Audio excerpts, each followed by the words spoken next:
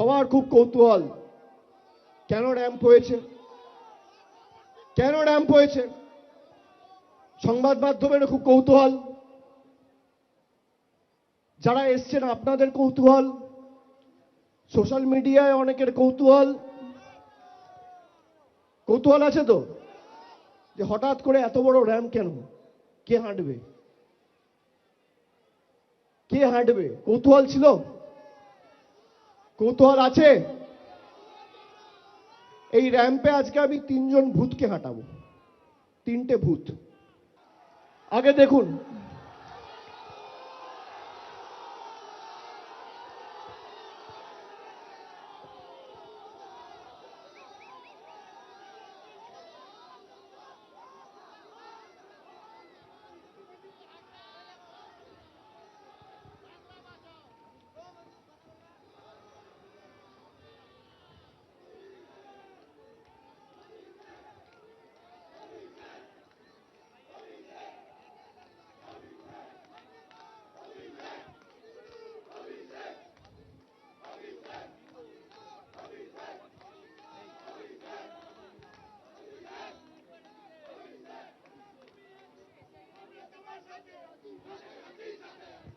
আসুন দিদি আসুন।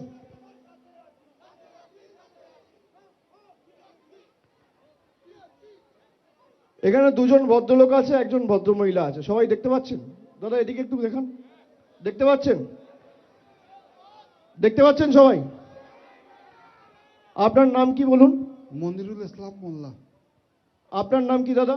হরে কৃষ্ণগিরি। আপনার নাম কি বৌদি? মিসেস মায়া দাস। আপনারা দেখতে পাচ্ছেন? এদিকে যারা আছে, এদিকে যারা আছে, এদিকে যারা আছে, সংবাদ মাধ্যমের বন্ধুরা সবাই দেখতে পাচ্ছেন? এখানে আমি একা আছি, আমার পাশে দুজন ভদ্রলোক, একজন ভদ্রমহিলা আছে। এই তিনজনকে দেখে কি মনে হচ্ছে আপনার? আসুন আমার সাথে আসুন। এই তিনজনকে দেখে কি মনে হচ্ছে আপনাদের? কি মনে হচ্ছে? কি মনে হচ্ছে? ঠিক মনে হচ্ছে? এই দুজন ভদ্রলোক দিয়ে দেখছেন, দুজনের বাড়ি হচ্ছে মেটিয়াবুরুজ বিধানসভা, আর বৌদির বাড়ি হচ্ছে কাকদ্বীপ বিধানসভা। দেখতে পাচ্ছেন? কি আমি একা দেখছেন না চারজন দেখছেন? কজন দেখছেন? কজন? এবার শুনুন, ইলেকশন কমিশন এদের দেখতে পাচ্ছেন না, এদের মৃত ঘোষণা করে দিয়েছে। এই জন্য আমি র্যাম্প মানিয়েছি। আর এরকম তিনটে চারটে কেস না, খালি দক্ষিণ 24 পরগনা জেলায় 24 জন রয়েছে যারা জীবন্ত বহাল তবিয়তে রয়েছে, কিন্তু এদের দেখিয়ে দিয়েছে মারা গেছে। কোনোদিন মৃত ব্যক্তিদের র্যাম্পে হাঁটতে দেখেছেন? দেখেছেন? দেখেছেন?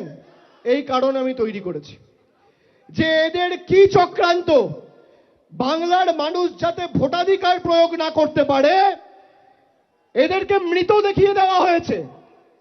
আরে আমরা যতদিন আছি একটা মানুষের মৌলিক অধিকার আমরা যেতে দেবো না। দিল্লি আগামী দিন তৃণমূল যাবে, বিজেপির দালালরা তৈরি থাকো, ভ্যানিশ কুমার তৈরি থাকো, তৃণমূল দিল্লিতে যাবে।